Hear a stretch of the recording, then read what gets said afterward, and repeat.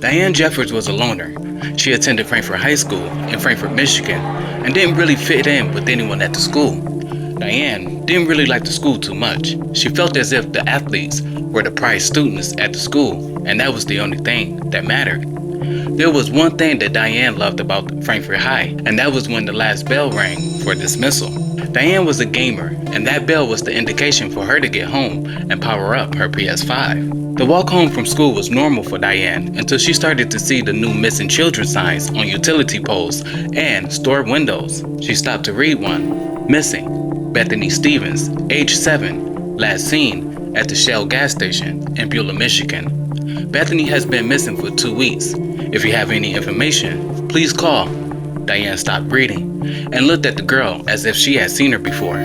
Diane made it home, noticing neither her mom or dad's vehicles were in the driveway.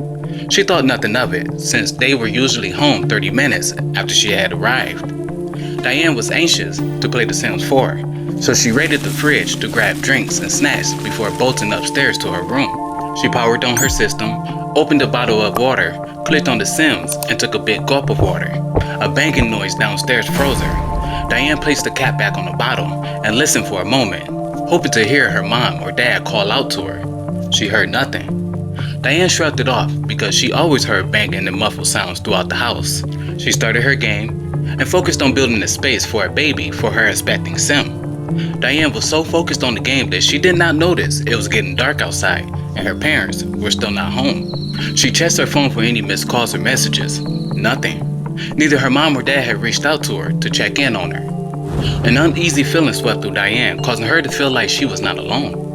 A louder bang came from downstairs. The sound of running feet followed after, as if retreating from the scene. Diane quickly stands up, knocking over her gaming chair in the process. She listened, but heard nothing. Her heart raced as she inched her way to close her door. Creaking floorboards sent chills through her body. Hello? She heard her voice whisper.